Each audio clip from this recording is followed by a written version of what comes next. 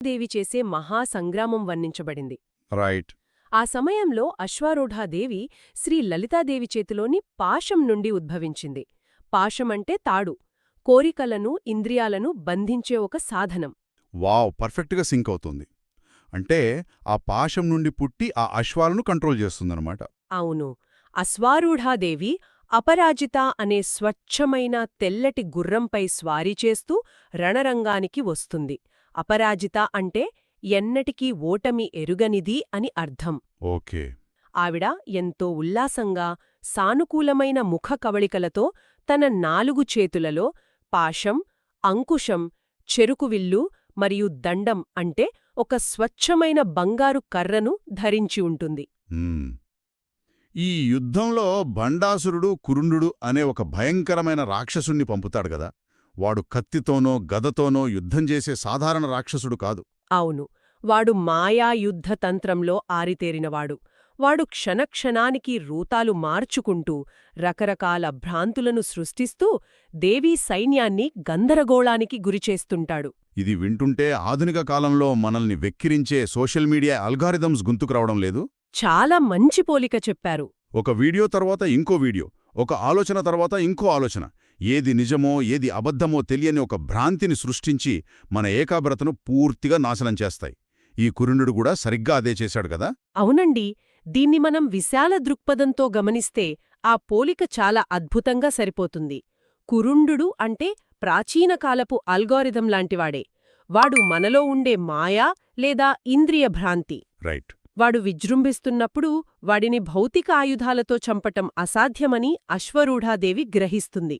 అప్పుడే ఆమె తన చేతిలోని ఆ బంగారు దండం ప్రయోగిస్తుంది. ఆ బంగారు దండం అదెలా పనిచేస్తుంది? ఆ దండంతో కురుండుని 5 ఇంద్రియాలను, వాడి చూసే శక్తిని, వినే శక్తిని, స్పర్శను, ఇలా అన్నింటినీ ఒక్కసారిగా పీల్చేస్తుంది దేవి. ఇంద్రియాలని పీల్చేయడం? అబ్బా!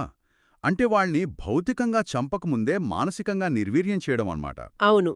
ఇది ఆధునిక పరిభాషలో చెప్పాలంటే ఒక కఠినమైన డోపమైన్ డీటాక్స్ లాంటిది కదా. మనకు నిరంతరం ఉత్తేజం కలిగించే విషయాల నుండి ఒక్కసారిగా డిస్కనెక్ట్ అయిపోవడం. ఖచ్చితంగా. ఇంద్రియాలు పనిచెయ్యక వాడు మానసికంగా మరణిస్తాడు. వాడికి ఏదీ కనిపించదు, ఏదీ వినిపించదు. అప్పుడు అతని మాయాశక్తులు ఏమీ పనిచెయ్యవు. వాడి బలమంతా శూన్యమైపోతుందన్నమాట. అద్భుతమైన మెసేజ్ ఇది. ఇంద్రియాల మీద నియంత్రణ లేనిదే అహంకారాన్ని జయించడం అసాధ్యం అని ఈ కథ మనకు స్పష్టంగా చెబుతోంది. అవును. ఈ పౌరాణిక యుద్ధాన్ని అర్థం చేసుకున్నాక తర్వాతి సహజమైన ప్రశ్న ఏమిటంటే, ఒక సాధకుడు ఈ శక్తిని తనలో ఎలా మేల్కొల్పుకోవాలి? ఆ బంగారు దండాన్ని మన చేతిలోకి ఎలా తీసుకోవాలి? కుండలిని యోగంలో అశ్వారూఢాదేవిని ఆజ్ఞాచక్రం అంటే 2 కనుబొమ్మల మధ్య ఉండే ప్రదేశం వద్ద ధ్యానిస్తారు. ఆ స్థానమే మన బుద్ధికి, విచక్షణకు కేంద్రం. రైట్. థర్డ్ ఐ అంటారు కదా, అదే. అవును. ఈ మంత్రజపం చేయడం వల్ల సాధకుడు తన భౌతిక శరీరాన్ని, ఈ ప్రాపంచిక ఆలోచనలను దాటి తురియ అవస్థకు చేరుకుంటాడు.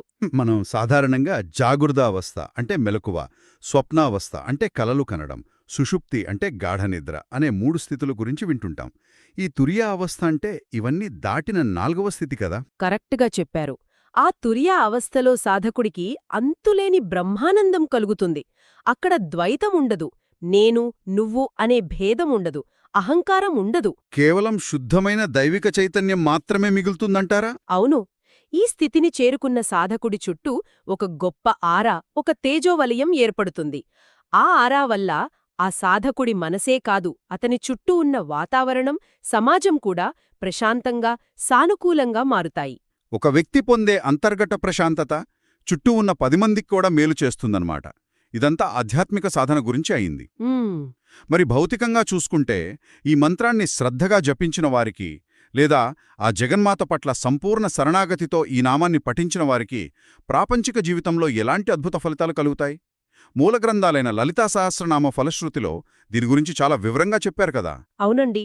ఆధ్యాత్మికంగా మోక్షాన్నిచ్చే ఈ నామం లౌకిక జీవితంలో కూడా అద్భుతాలను సృష్టిస్తుందని ఫలశ్రుతి ఘోషిస్తోంది.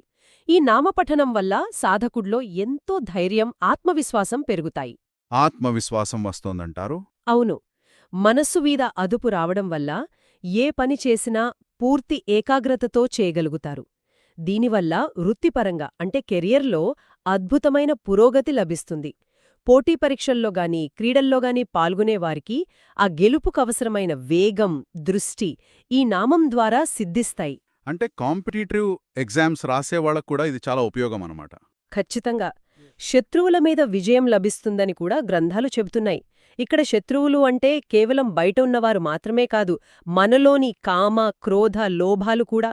ఒక వ్యక్తి తన ఇంద్రియాలను పూర్తిగా అదుపులోకి తెచ్చుకుని ప్రశాంతమైన, స్థిరమైన మనస్సుతో ఉన్నప్పుడు వారిలో సహజంగానే ఒక గొప్ప ఆకర్షణ శక్తి, ఒక నాయకత్వ లక్షణం పుడుతుంది. ఓహో, అంటే ఒక రకమైన చరిష్మా లాంటిదన్నమాట. అవును. ఆ తేజస్సును చూసి సరైన అవకాశాలు, సరైన మనుషులు వాటంతట అవే వారి జీవితంలోకి ఆకర్షించబడతాయి. ఒక పుష్పం వికసించినప్పుడు తేనెటీగలు ఎలాగైతే వాటంతట అవే ఆకర్షించబడతాయో అదే అసలైన వశీకరణ. చాలా అద్భుతంగా చెప్పారు. ఇది అశ్వారూఢాదేవి అనుగ్రహం వల్ల లభించే ఒక అయస్కాంత శక్తి లాంటి ఆరా. చాలా స్పష్టంగా వివరించారు. ఈ నామానికున్న ఇంకొక అత్యంత విశేషమైన ప్రాక్టికల్ ప్రయోజనం కూడా ఉంది అని విన్నాను. అదేంటంటే అశ్వారూఢాదేవి అశ్వదళాలకు అంటే వాహనాలకు అధిపతి కాబట్టి ఆధునిక కాలంలో డ్రైవింగ్ అంటే భయమున్నవారు ఈ నామం జపిస్తే ఆ భయం పోతుందట. నిజంగానా? డ్రైవింగ్ భయం కూడా పోతుందా? అవునండి.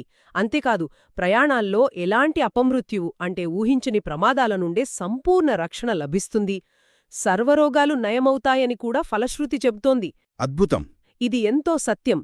ఈ నామం పట్ల, శ్రీ లలితా సహస్రనామం పట్ల పూర్తి శరణాగతితో ఎవరైతే ఉంటారో వారికి అద్భుతమైన అనుభవాలు ఎదురవుతాయి. మూలాల ఆధారంగా మనకు లభించిన సాధకుల నిజజీవిత ఉదాహరణలు చూస్తే మనకి విషయం స్పష్టంగా అర్థమవుతోంది. అవును, ఆ ఉదాహరణలు చూస్తుంటే ఆశ్చర్యం కలుగుతుంది. ఒక సాధకుడు ఫలశ్రుతిని పఠిస్తున్న సమయంలో అందులో సంతానం కలుగుతుంది అని చెప్పే శ్లోకాన్ని చదువుతున్న ఆ క్షణంలోనే వారి మిత్రుడికి మగబిడ్డ పుట్టాడన్న వార్త రావటం నిజంగా ఆశ్చర్యం కదా. ఇది కేవలం కాకతాళీయం అని కొట్టిపారేలేం. ఖచ్చితంగా. అది కాకతాళ్యం అస్సలు కాదు. ఆ జగన్మాత కరుణాకటాక్షం, ఆ శబ్దశక్తికి ఉన్న ఫ్రీక్వెన్సీ అది. రోజువారీ జీవితంలోని ఒత్తిడులు, మనసులోని గందరగోళం తొలగిపోయి ఒక స్థిరమైన ప్రశాంతత దొరకడమే ఆ దేవి ఆశీర్వాదానికి నిదర్శనం. ఈ శక్తి క్షేత్రాల గురించి మాట్లాడుకుంటున్నప్పుడు మన ఆంధ్రప్రదేశ్లోని అంతర్వేది గురించిన ప్రస్తావన తప్పకుండా తీసుకురావాలి కదా. అవును. గోదావరి జిల్లాలోని సప్తసాగర సంగమ ప్రదేశమైన అంతర్వేది చాలా ప్రసిద్ధమైనది. అక్కడ శ్రీ లక్ష్మీనరసింహస్వామి గుడి ప్రాంగణంలో అశ్వారూఢాదేవికి ఒక విశిష్టమైన స్థానం ఉంది. అక్కడి స్థానికులు ఆ దేవిని ఎంతో ఆప్యాయంగా, భక్తితో గుర్రాలక్కగా పూజిస్తారు. అవును. సురక్షితమైన ప్రయాణాలకు, ఉద్యోగంలో స్థిరత్వానికి భక్తులు అక్కడికి వస్తుంటారు. ఇక్కడ ఇంకో ఆసక్తికరమైన విషయమేమిటంటే నదీసాగర సంగమ ప్రదేశంలో ఆ దేవి కొలువై ఉండటం